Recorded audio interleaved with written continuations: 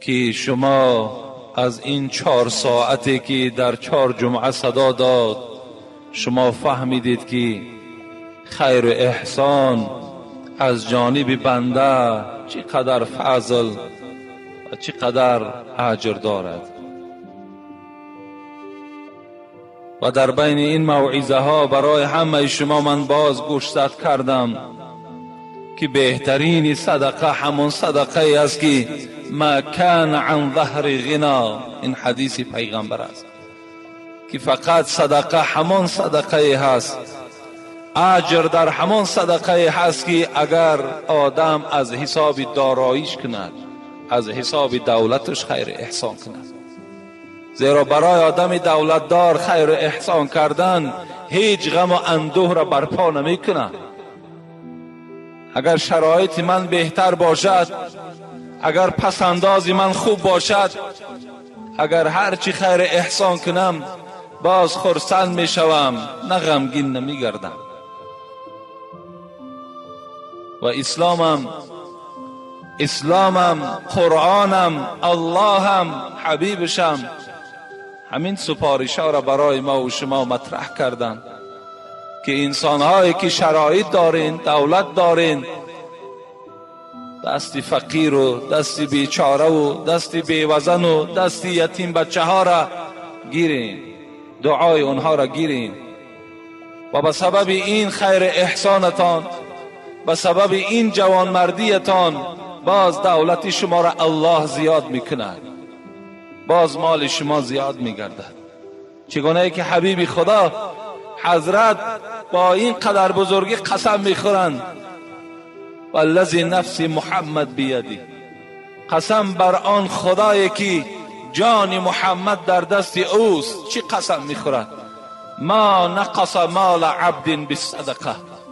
هیچگاه انسان اگر خیر احسان کند، ای انسانهای دولتدار، پیغمبر قسم خورده ایستاده است، قسم به الله میگوید حبیب خدا، ای انسانهایی که دولت و شرایط دارین، شما خیر احسان کنید مال شما کم نمی شود، بلکه الله در بالای مال شما باز مال زم میکند، مالتان میدهد.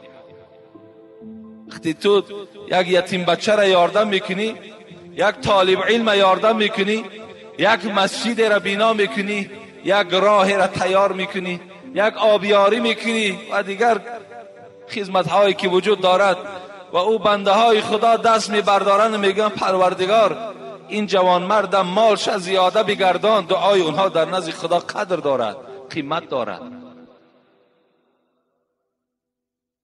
وقتی یک طبق خوراکی را که در خانه یک همسایه و یک فقیر روان میکنی وی دستش در آن خوراکی با لذت وقتی دراز میکند، بی واسطه وی میگوید که خدا پدر و مادرت رحمت و مغفرت کند، خدا مرادهات حاصل کند. دعای این پروردگار میشنود، دعای او را خدا قبول میکند. یکی بازگشته میگویم که برادرایی که شرایط ها ندارین، قرضدار هستین، در بدر هستین، فرزندهای در غریبی دارین، برای شکم به شما رسید کردن، اسلام به ذمه شما خیر احسان فرض نگردانید، واجب نگردانید. من انشاءالله در باب فضیلت زکات و وعید بی زکات ها انشاءالله در همین نزدیکی صحبت دارم. شاید این جمعه آینده شود. فقط شما آن خیر احسانی که می شود از جانب برادرها اونها را گرفته استفاده برید. من به خاطر چی اینقدر جمعه های زیاد در اطراف این فضیلت صدقه صحبت کردم؟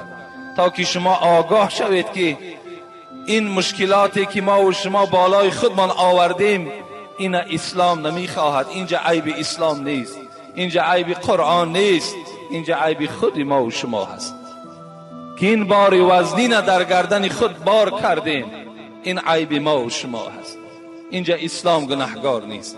اسلام به ذات خود ندارد عیبه، هر عیبی که هست در مسلمانی ماست. اسلام هیچ عیبی ندارد.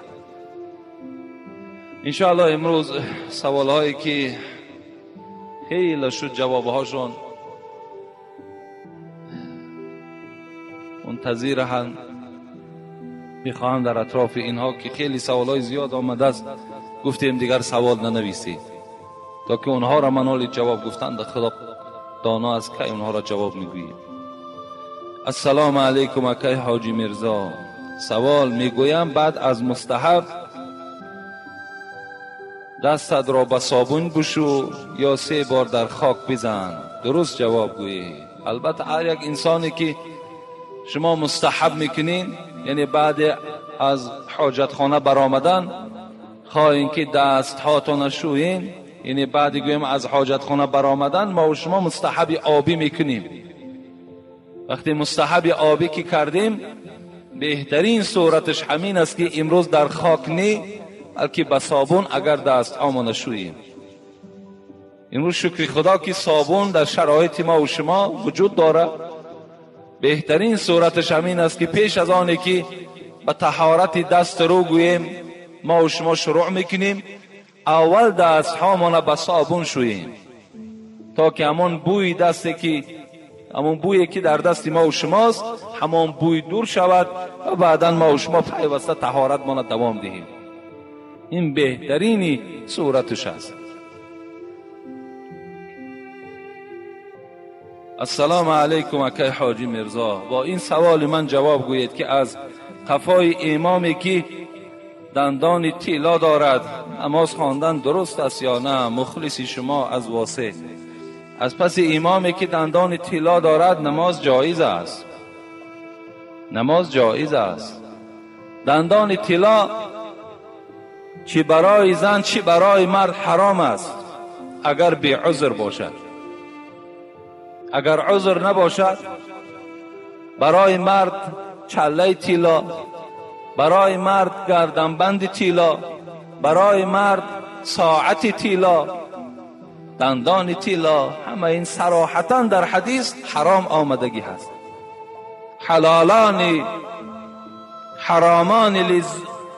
حرامان لذکور امتی و حلالان لنسائهم. در متن همون شرح الیاس هم که فتوا هست در اونجا هم این در کتاب کراهیتش این حدیث تحلیل کردن که حبیب خدا گفتن ابریشم همراه طلا و تمام مردهای امتم حرام گردانیدم و به زنهای امتم حلال گردانیدم. لیکن برای زنها انداختن گوشوار و گردنبند دستمانه جایز است.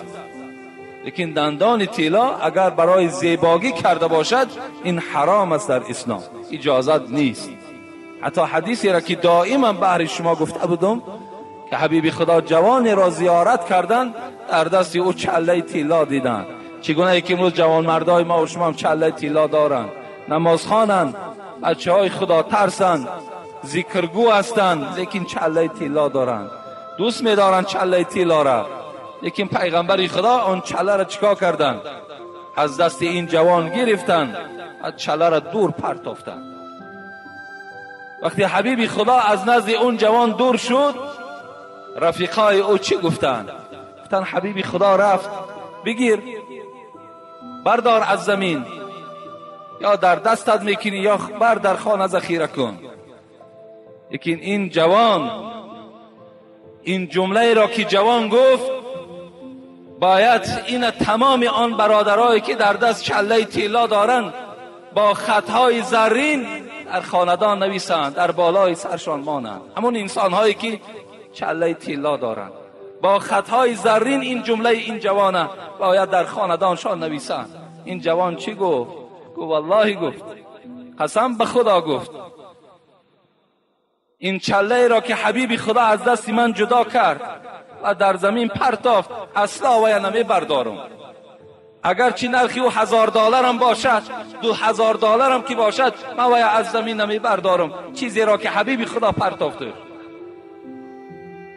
این جمله ای بود که از زبان این جوانمرد خدا ترس برآمد. این باید در تمام جوانای ما این شعار با. این جوانمردی نیست، این جوانمردی نیست که در دست من چله باشد که $3000 و $5000 قدر داشته باشد. من جوانمرد، انا همون جوانمردی را میگویم که در پهلوی برادرای فقیر ایستاده و مردم یاردم کند. مال داری، ملک داری، خوش به حالت، من طرفدار شما هستم. من دائم دعا میکنم که خدای مهربان تمام مردم تاجیکستان را بای بگرداند. دائم دعای ما این است. ما نمیخواهیم که شما کم بغل و فقیر باشین. چگونه پیغمبر دعا کردن اللهم انی اعوذ بک من الفقر، پروردگارا از کم بغلی به سوی تو پناه طلب میکنم. این دعای پیغمبر بود.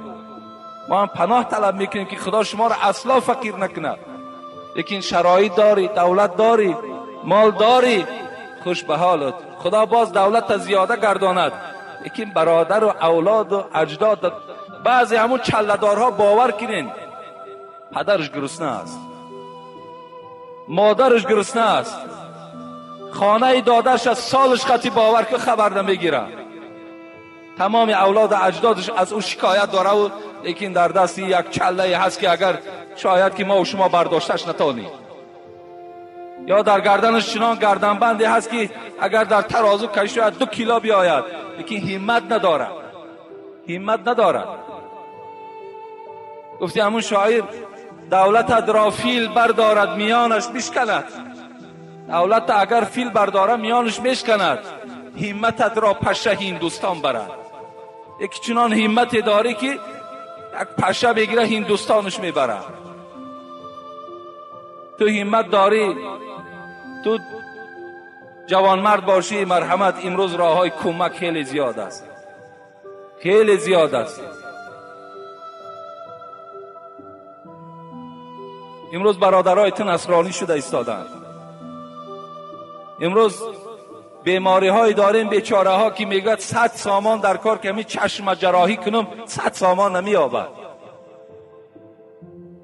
در همون محله زندگی دارد که شاید که چندین جوانمردی چله‌دار باشد. مرحمت، انا راه کمک، راه ثواب. این ملامت نیست، این تحقیر نیست. باز یکان تا شما خفه نشوید.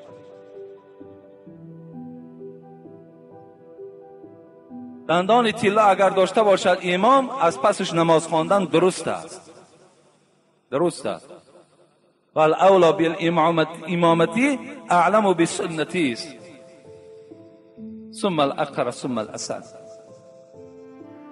همون عالمی که اگر دندانش طلا هم کی باشد لیکن عالمی بس سنت است، از همه مسئله و مسائل شریعت درکدار است، قرائت خوب دارد، تقوا دارد، از پسش نماز میخوانیم. لیکن این عمل همه شما دانید که اسلام طرفدار دندان طلا نیست، طرفدار چله و طرفدار گردنبند نیست. حتی همون جوان چی گفت؟ گفت آیا میخواهی که پارچه آتش دوزخ در همین دنیا در دستت کنی؟ یعنی این چله طلا گفت روز قیامت گفت به آتش از آتش دوزخ مبدل می شود و در انگشت تو داخته می شود. داری، خوش به حالت بر ذخیره کن، در پهلوی همون پولهایی که جمع کردی در پهلوش بگذار، یه روز در کارت می شود. خرید و فروشش گناه نیست، فقط در بر کردنش گناه است. اگر تجارت هم که کنین طلا، تجارت طلا درست است. السلام علیکم اکی حاجی مرزا، من یک مخلص شما هستم. عاشقان را اسلام چی میگوید؟ عاشقان را اسلام سخنی سخت نمیگوید.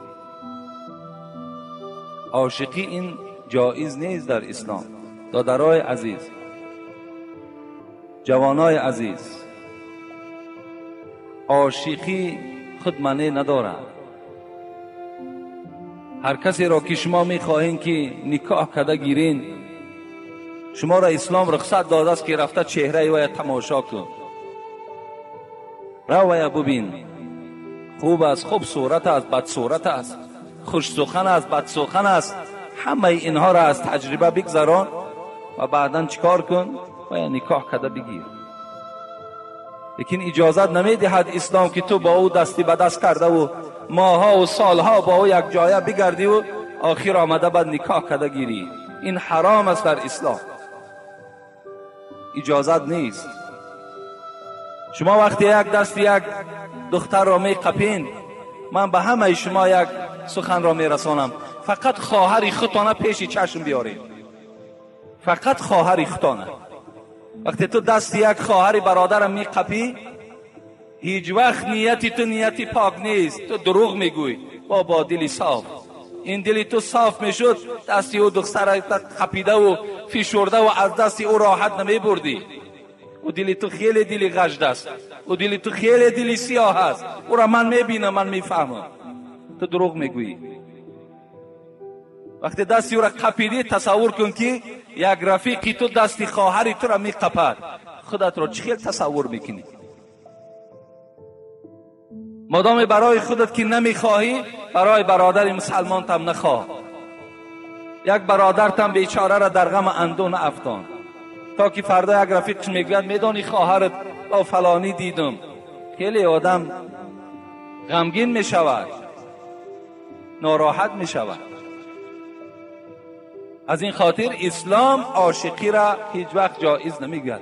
حتی شما تلفنی هم صحبت داشته باشید، اسلام این حرام میگوید. تلفنی، زیرا صدای زن خودش ریاکسیا دارد، خودش یک وجود آدم را ویران میکند. با تلفن حتی همراه او صحبت نکن. حبیب خدا به تمام جوانها سفارش داد: یا معشر الشباب، ای جوانهایی که شما زنگیرین، شما زنخواه هستین، من استطاع منکم الباءة فلیتزوج. کدامید که اگر قوت داری، پول داری، زن بگیر. و باز گفته است پیغمبر: ای مردم دختردار، مهر دخترتان بلند نکنید. بهترین زن همون زنی که مهرش کم است.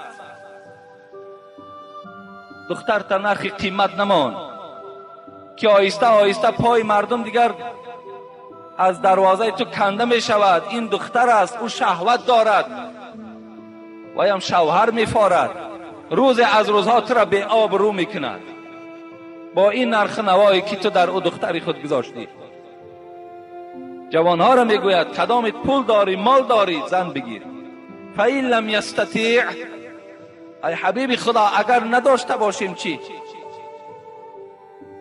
فعلیکم بالصوم فانه وجاء. گفتن جوانای عزیز، مادامی که نداشته باشین، خدا شما را صاحب مال و ملک کند و دخترها را، دختردارها را خدا انصاف دهد. شما روزه گیرین تا که شهوت شما، همون شهوتتان با واسطه روزه شکسته شود. روزه بگیرین. گفت روزه شما را مانده میکند، روزه شما را شکسته میکند، همون طغیان شهوت از بدن شما دور میکند. این از توصیه پیغمبری خدا.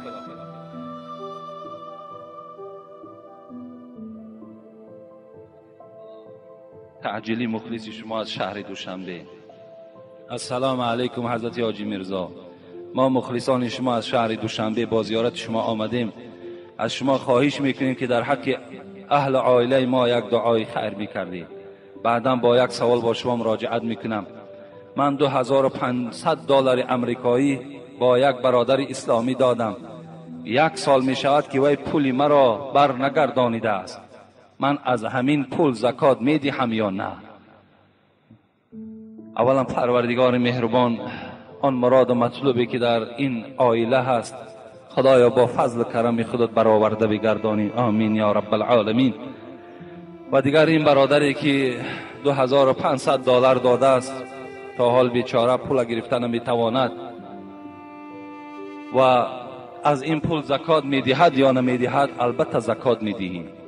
اگر پول ما و شما در دست مردم در قرض باشد، تا زمانی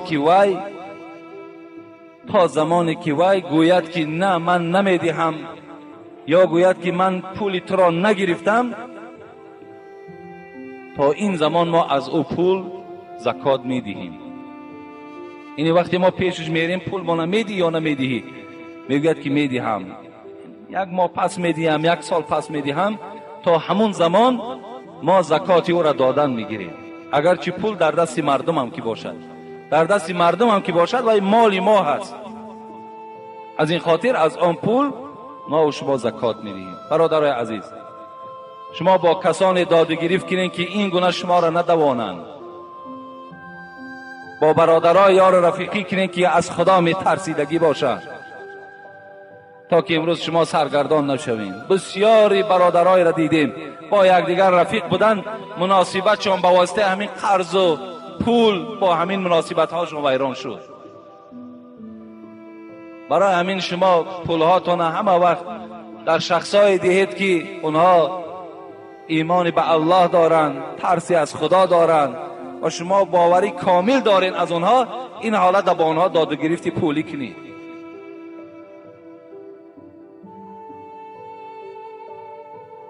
السلام علیکم. داملای شیرین سخن بابای حاجی. من یکی از مخلصان دائمی شنونده شما که در ناحیه مومن آباد زندگی دارم، از شما سپاسگزارم که در حق ما دعای کنید که ما به همسایه بد گرفتار هستیم که مدت 1 سال است که با ما جنگ و جدال دارد. من از کاسیت 56 شما در مسئله همسایگی گفتگوی شما را شنیدم که این به من بسیار معقول شد و خواستم که مکتوب را با شما نویسم. خواهش مرا التماس رد نکنید، در حق ما دعا کنید.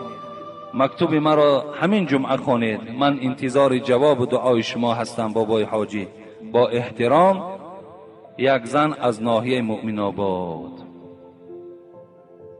قیل یا رسول الله این فلانه تصلی لیلا و تصوم النهار و تؤذی جیرانها بلسانها، فقال رسول الله صلی الله علیه و سلم لا خیر فیها هی فی النار. این برادر ما کسی باشد در یک همسایه خیلی بد گرفتار شده است و میخواهد که با واسطه دعای ما و شما از این همسایه بد نجات یابد، از دشنام اون نجات یابد.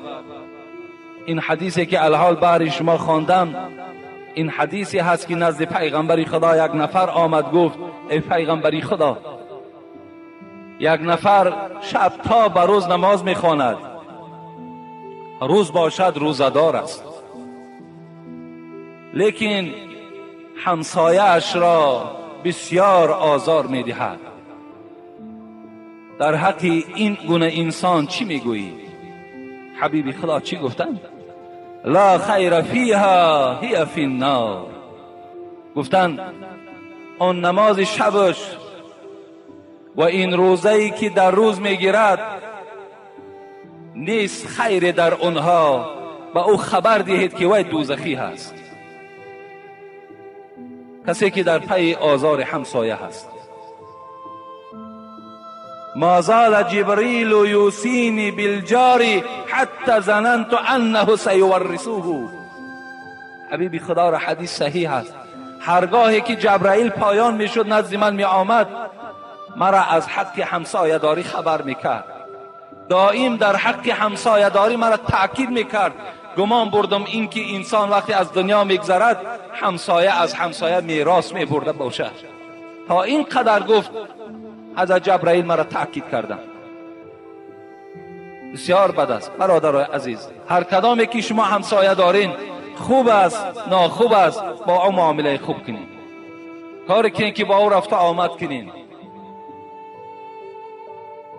خداوند این بنده ای که از این جمعیت ما دعا طلب کردن، خدایا به همه مراد و مطلوبش موفقش بگردانی و همه خصلت های ناخوب این همسایه را خدای مهربان از بدن او جدا کنی و در عوض این خصلت های بدش خداوند با او حلم و با او نرمی و با او انصاف نصیب بگردانی.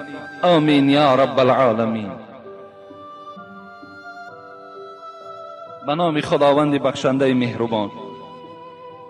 السلام علیکم داملای عزیز. من خواهر اسلامی شما، کسبی من همشیره طبی می باشد. اگر در یگان بیمارخانه کار کنم و مردهای نامحرم را جایز است که اوکال کنم؟ التماس با این سوال من جواب دهید. البته در ضرورت جایز است. اگر همون خواهرهایی که همشیره هستند در بیمارخانه ها کار میکنن، بغیر اونها دیگر نفر یافت نمیشد که مردها را معالجه کند، در این حالت جایز است که این زنها همون مردها را همون موضع فقط ضرورت شه، همون موضع ضرورت تبابت کنن جایز است، اگر با شرطی که ضرورت باشد. السلام علیکم بابای داملا، خدای مهربان صفی شما بر این عالم ها را زیاده بگرداند. بابای داملا التماس با این سوال من جواب گردانید، اگر آب دیده کنید طهارت میشی کند یا نه؟ ما یکی از مخلصان اشهدی شما هستیم، یونس و منوچهر و یعقوب و خدایداد، و در آخر با ما یک دعا کنید که ما قرآن را نصف کردیم و با آخر رسانیدیم. خداوند شما را حافظی کامل بگرداند و در این حفظ کرده اتان خدای مهربان شما را عمل کننده بگرداند. آمین یا رب العالمین. آب دیده طهارت نمیشکند، آب دیده هیچگاه طهارت نمیشکند. اگر از کدام ما و شما آب دیده جدا می شود، چه از ترس الله باشد چه از روی مصیبت باشد، این به طهارت هیچ دخالتی ندارد. برعکس اگر انسانی که اگر از ترس الله، اگر گفتن حتی به سر یک پشه، اگر یعنی همون آب چشمش به اندازه یک سری پشه باشد، الله گفت از روز قیامت وی از عذاب دوزخ نجات می‌دهد. دوستان خدا میگوید وقتی از چشماشون که آب میریخت، آب در زمین افتیدن نمیماندن، بلکه اونا آب چشم میگرفتن و در وجود چون میشکیدن، میمالیدن و میفهمیدن که در کجای بدن اگر آب دیده از ترس الله چکیده باشد، همون موضع را آتش دوزخ سوزانده نمیتواند. از این خاطر این ثواب دارد، این اجر دارد. طهارت شما را نقص نیست، طهارت شما را باز نورانی میکند. السلام علیکم داملای شیرین سخن حاجی مرزا، همین سوال ما را امروز جواب گردان. مرده شب مانده را در شب شستن ممکن است یا نه؟ دوم، اگر پدر بیمار باشد با پسر ممکن است که او را تازه نماید؟ از شما منت دارم. مرده در شب وقتی میماند شستنش بینهایت لازم است. اگر در کدام خانه ای که مرده باشد و فردا نیتی گوراندن او داریم، همون شب شویم تازه کنیم، سحر وقتی که ما او را برداشتن کی شدیم باز یک خبر میگیریم. اگر هرچی از خون و از چیزی که از وجود او بیرون شده باشد و یا بالته گرفته تازه میکنیم، دویم باره شستن دیگر حاجت نیست. همون یک بار شستن خودش واجب است. شستیم سحر پاکیزه میکنیم، تازه میکنیم، پیش از آنه که در کفن او را چکار کنیم جای کنیم. این بسیار خوب است. دیگر روز باز گویم سرگردانی ها کمتر می شود، ثواب است.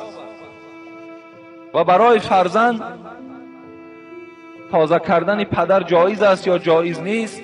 اگر مادرش باشد برای مادر این وظیفه است. مادرش یعنی برای زن همون مرد وظیفه زن است که باید که زن مرد در حالت بیمارداری کند، باید تازه کند، شوید، پاکیزه کند. لیکن مادام زن نباشد این حالت در برای فرزندان از روی ضرورت جایز می شود که فرزندان همون پدر نگاه میکنن که تا که پدرشان باز یک باره درچان زیاده نشود، یک باره چرکی او زیاد نشود، یک باره گویم بو و آن بویی که در وجود او است باز او افزون نشود. این حالت در رخصت می شود.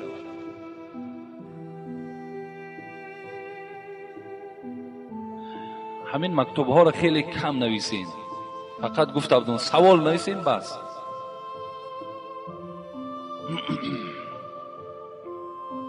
اینجا در خیلی صحبت ها نویسانده است. خب بعضی نصیحت ها ما را هم کرده است رحمت. خب 2 سال پیش مادرم وفات کرد و بعضی آدم ها به من گفتن که خانه را انداوه نکن، خانه را سفید نکن و تا 1 سال چکدان تانه نکن که اوبال است. برای آن که 1 سال باید اعضا بگیریم. من میگویم با آنها که شریعت سبکی گفته است باور نمیکنند. اگر 1 سال پس پدرم، 2 سال پس بابایم، 3 سال پس مامایم وفات کنند، من کی خانه‌ام را تعمیر میکنم؟ یا که زنی گفت که پسر برای مادر کفنی نخرد که اوبال است. التماس با سوال من جا، اینا همه یک گپای بیهوده هستند. کفنی را میخریم، کفنی ما را تیار میکنیم، خوب است. و اگر پدرمان مادرمان کدامش که از دنیا هم که گذرد، این گذشتن این امر حق است، هممون میگذریم. و این به تعمیر خانه گذشتن هیچ وابستگی ندارد.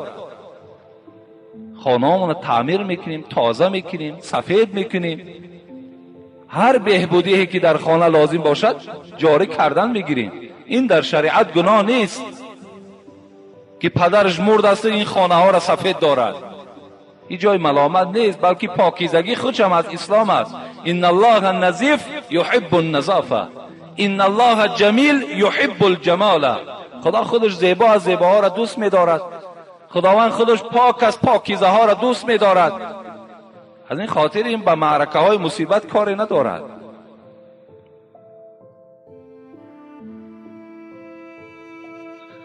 السلام علیکم داملای عزیز و مهربان ما. خداوند دنیا و آخرت ما و شما را آباد کند. اما بعد در مسجد محله ما هر کس برای خود جای را اشغال نموده است.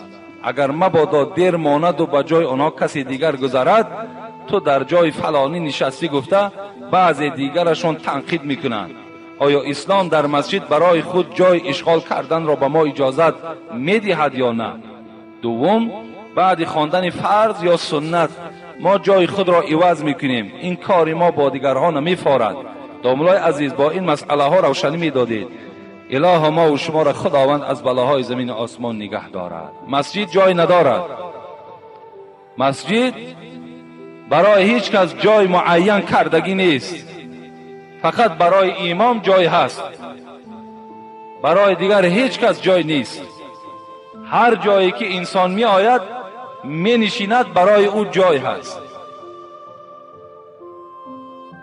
اگر مبادایی که من این مسئله را یک بار دیگر گفته بودم، یگان جوانی که اگر یک موی سفید احترام میکند و در جای خودش شیناند، این حقی همون جوان است. وای در جای من نشست گفته وای ملامت کنی، تو گناهگار میشوی. مسجد جای ندارد. اینجا نفری هست، مخصوص مثال مسجد ما، نفری هست که از ساعت 9 و 10 آمده در همین نزد ما می نشیند. و اخلاص دارد، و محبت دارد. و یک انسان آمده و از زیر کشش برداشته و رو از جای من، این جای من است، این در حقوق ندارد. این آزار می شود.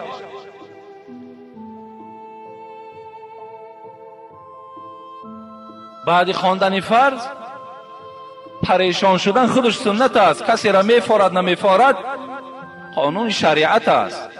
ما با فاریدن یک برادر چیکار داریم؟ وقتی امر پیغمبر باشد، وقتی دستور شریعت باشد، فلانی را فارید نفارید، ما عمل اسلامی ما انجام دادن میگیریم. وقتی فرض خواندین دیگر شما پریشان شین در مسجد. این خودش سنت است. سنت اگر کسی در سنت می ایستد، در سنت صف می ایستد، خودش مکروه است، اجازت نیست. کتابی بلند نرود، همین گوری میری را بیند. این شرح مختصر است. در همین گوری میری در باب سنت ها همین مسئله آمدگی هست.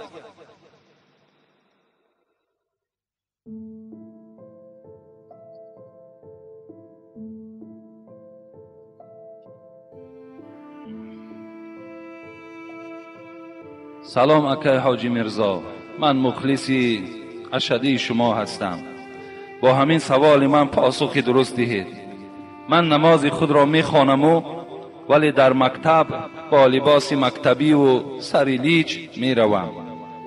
من جواب شما را انتظار هستم. خواهر عزیز، اسلام برای تمام پیروان خود لباس معین کردگی هست. میگوید صاحب مختصر، ما آیت قرآن دلیل، اگرچه مختصرم استدلالش از همه آیت قرآن است. والحرة كل بدنها الا الوجه والکف والقدم. صاحب مختصر در کتاب صلات میگوید زن مسلمان کل بدنش باید پوشیده باشد مگر چهره رو، یعنی چهرهش گشاده باشد گناه نیست، کفای دستش تابد گناه نیست، و کف پاشم که تابد این گناه نیست. گفتن و الرجل من تحت سرته الى تحت رکبتین. اما مردها را چی؟ از زیر ناف تا زیر زانوش فرض است، کسی باید این موضع را نبیند. صاحب مختصر در عبارت در کتاب صلات و ما و شما معین کرده. از این خاطر خواهر عزیز یا برادرای محترم، اسلام الحمدلله که برای ما و شما لباسش معین کرده است. برای زنها پوشیدن کل بدن مگر چهره هاشان، کف دست هاشان، پای هاشان اگر تابد این گناهی نیست. بغیر این اگر سر لوچ باشد، پیشی بری لوچ باشد، پای های او تافتگی باشد، اینجا علکه وی گناهگار در نزد الله است، وی گناهگار است.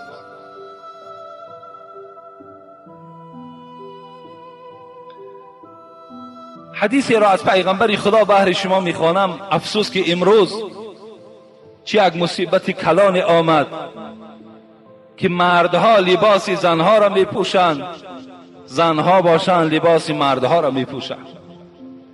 امروز دیگر ما میگوییم تاجیک هستیم و فخر داریم به تاجیکیمان. امروز دیگر تا دختر تاجیک از غیر تاجیک شناخته نمیشود. حالی کلاب الحمدلله خیلی خوب است.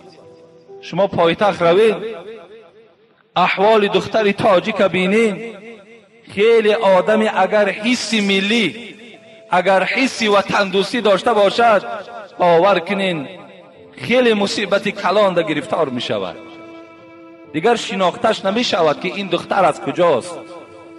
و وقتی که اگر صحبت میکند با زبان تاجیکی صحبت میکند،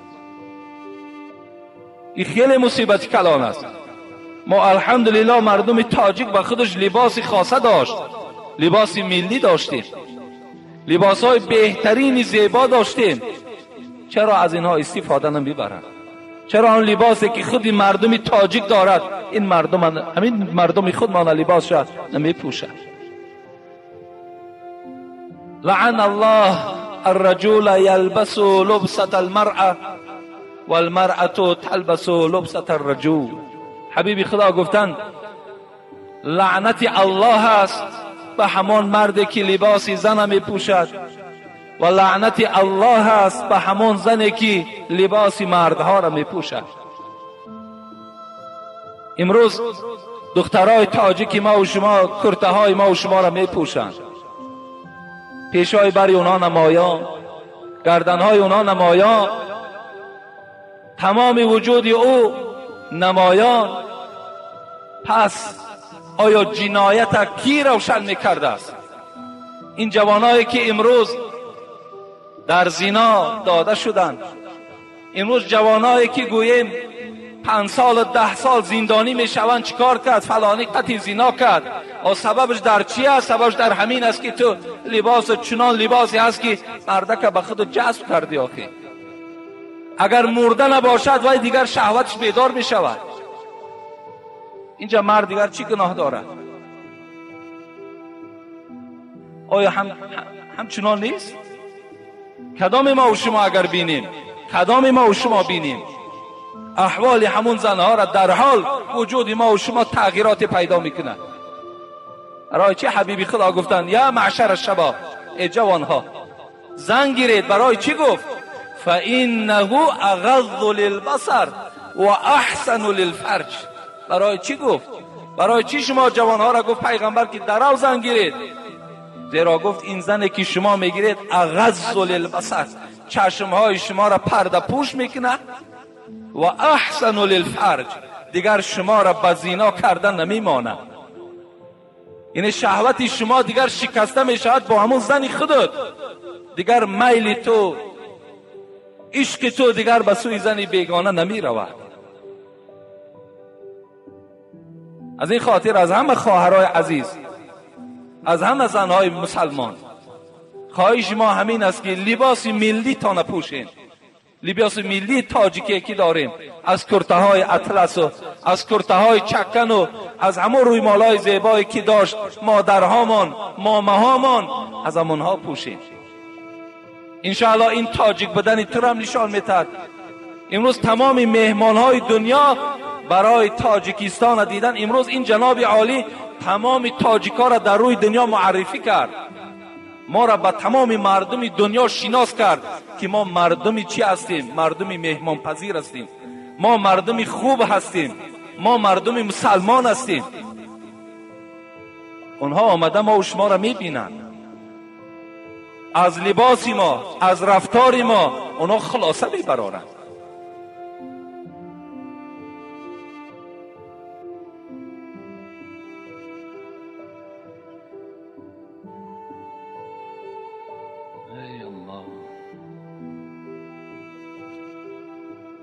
السلام علیکم پیشوای ما مسلمان ها که حاجی میرزا،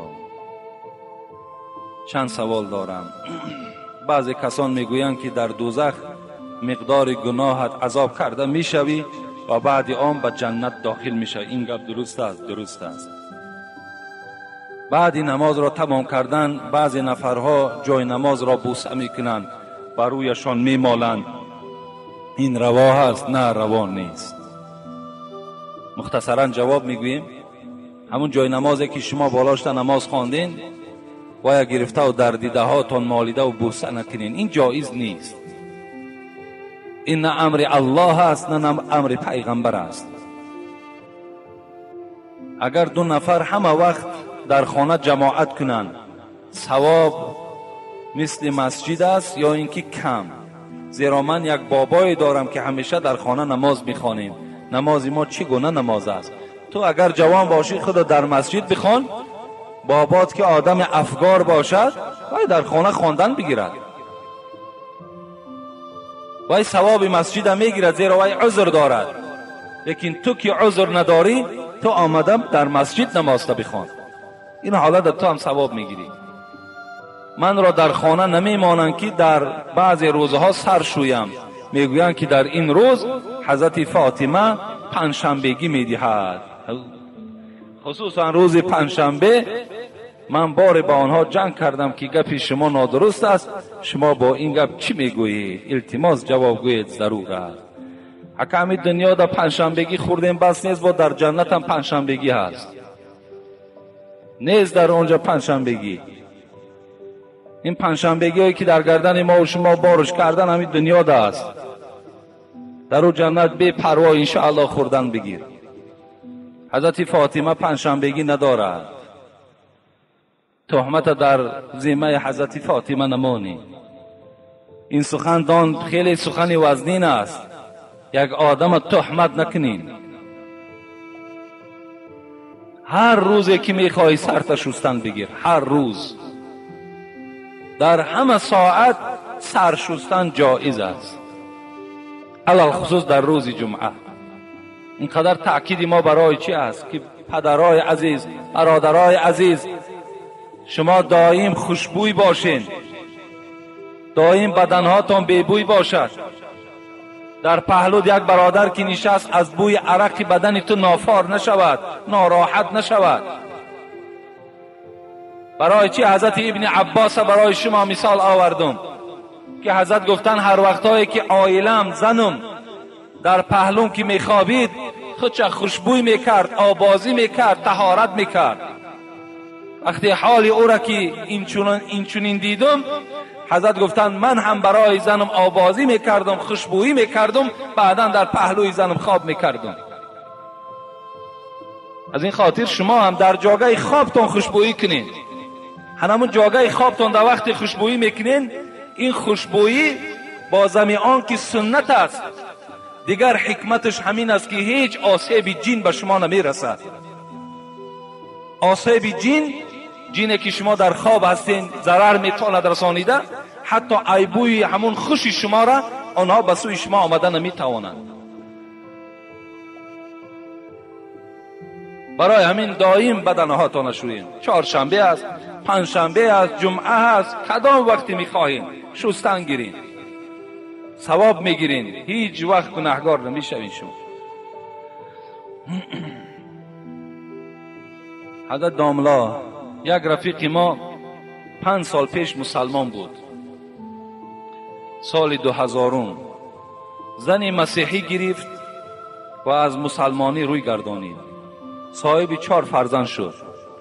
الحمدلله حاضر باز مسلمان شده است، لیکن زنش مسیحی است و اسلام را قبول نمی کند.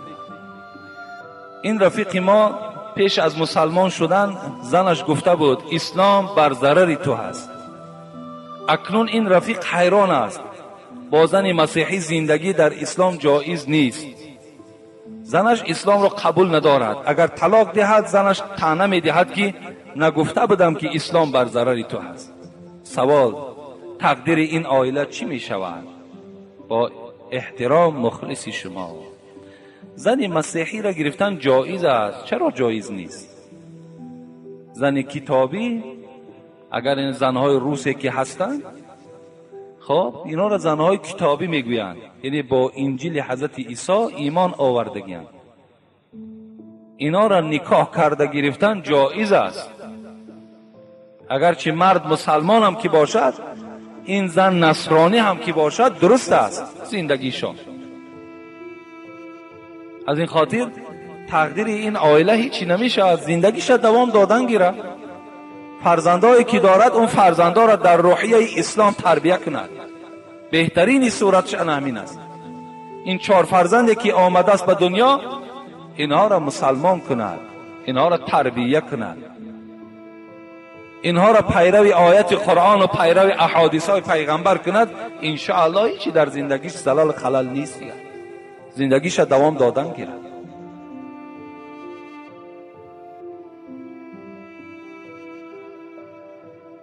السلام علیکم داملای محترم. بعد سلام، این که ما 2 سوال داریم، خواهشمندیم تعجیلی جواب گردانید، آن ضرور است. در مسجد امام ملا در یکم رکعت آیت از سوره یاسین و بعدا در دویم رکعت از سوره بقره خوان، این درست است؟ درست است. اگر قصدن کند گناهگار می شود، و الا قصدن هم که کند نمازش درست می شود، لیکن گناهگار می شود. ما شما سوره بالا و سوره پایان میگوییم. اگر سوره بالا و سوره پایان در نماز خوانی، اینجا در مسئله فقهی حنفی میگذرد که مکروه است، ترک سنت است، لیکن نماز درست می شود. نماز درست می شود. مثل که اینا اول سوره اخلاص است، یعنی قل هو الله احد، و بعد او می آید سوره فلق، قل اعوذ برب الفلق. باید در نماز ما اول سوره اخلاص بخوانیم، برای با ترتیب این چنین آمدن. دوم سوره فلق خوانیم، لیکن مبادایی که اول سوره فلق خواندیم و بعد سوره اخلاص خواندیم، انا همین میگن سوره بالا و پایان شد، این نماز درست می شود. فقط اگر همین قصدن کنی گناهگار می شوی. برای همین این امام نماز درست شده است. دوم نماز خفتن را در ساعت 8 می خوانیم، درست می شود یا نه درست نمی شود؟ اقلاً باز برای همه شما امروز مفتیات قانون دارد 1.5 ساعت بعد نماز شام، بعد نماز شام 1.5 ساعت باید ما و شما منتظر باشیم. اگر مبادای سراسیمه باشه، مبادایی که هیچ طاقت نیست، این حالت در ما و شما اقلاً 1 ساعت باید که منتظر باشیم. 1 ساعت اقلاًش باید 1 ساعت بعد نماز شام منتظر باشیم. این حالت در ما نماز ما نخوانیم، دیگر هیچ شک شبهه در نماز ما و شما باقی نمیماند. السلام علیکم اکای حاجی میرزا، من از شما خواهش دارم با سوالهای ما زودتر جواب گردانید. من نماز خوانده ایستادم، شخص دیگر مگنیتوفون در امر معروف مانده گوش میکند، آیا نماز من خلل نمیرساند؟ این به خودت وابسته است. اگر تو در حالت نماز باشی و وی در حالت گوش کردن امر معروف، اگر خوب میشود که اون برادر به این نمازخوان ما یگان تشویش و یگان خلل پیدا نکند. یکی مبادایی که وی گوش کردن که گرفت، اینجا وابستگی از خود نمازخوان دارد که به او توجه نمی کند بلکه نمازش خواندن میگیرد. اگر در وقت نماز شام ساعت 7 باشد، در روز هوای ابر نماز را چی خیل میخوانی؟ ساعت 7 میخوانی یا اینکه بر وقت میخوانی؟ در آخر در حق ما دعا کنید خدا شما را همتون نگه دارد. در روزهای ابرناک در مسئله می آید که نماز عصر و نماز خفتن باید که بر وقت خوانده شود. در روزهای ابرناک وقتی ابر فرا میگیرد جهان تاریک میکند، این حالت ما نماز عصر و نماز خفتن را بر وقت میخوانیم. لیکن غیر اینها را، چی نماز بامداد باشد چی نماز پیشین باشد، خب اینا را ما و شما یا نماز شام باشد، اینا را بر وقت‌تر میخوانیم.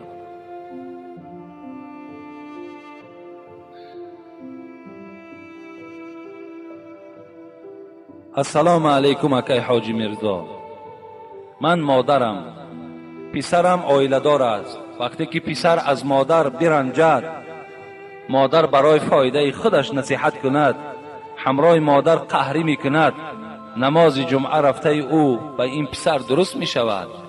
جوابش را پره فهمونید. یعنی این مادری که فرزندش را نصیحت میکند، پند موعظه میکند، لیکن بازم این فرزند با پند نصیحت مادر هیچ اهمیت نمیدهد و باز با این مادر قهری میکند، اسلام چی میگوید؟ چی در سوره عنکبوت، چی در سوره اسراء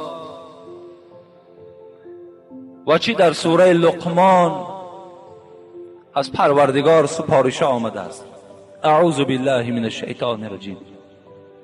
و وصینا الانسان بوالدیه حسنا، در سوره عنکبوت است. خداوند میگوید من امر میکنم، سپارش میدهم همه فرزندها را، چی دخترها و چی بچه ها را، که با پدر و مادرشان نیکو باشند، رفتار خوب کنند. در دیگر سوره لقمان خداوند و وصینا الانسان بوالدیه حملته امه وهنا علی وهن و فصاله فی عامین ان اشکر لی ولوالدیک و الی المصیر. خداوند میگوید سپارش میدهم بچه ها و دخترها را، هر کسی که صاحب پدر و مادر است سپارش میدهم که فراموش نکنند که حملته امه وهنا علی وهن شده علی شده. مفسران میگویند فراموش نکن که همین مادری که امروز تو همراه او قهری هستی، همین مادری که امروز تو را رنجانیدگی هستی، همین مادر تو را در شکمش برداشتگی هست. تو از شکم همین مادر به دنیا آمدی. و فصاله فی عامین، ان همین مادر تو را 2 سال دیگر با شیر داد. خداوند در ان اشکر لی ولوالدیک، شکرانه این ذات الله را کن. خدا میگوید از شکرانه پدر و مادر تکن و فراموش نکن ای فرزند که بازگشت تو به سوی پروردگار است. و قضا ربک الا تعبدوا الا ایاه و بالوالدین احسانا اما یبلغن عندك الكبر احدهما او كلاهما فلا تقل لهما اف ولا تنهرهما وقل لهما قولا کریما. خداوند چی میگوید؟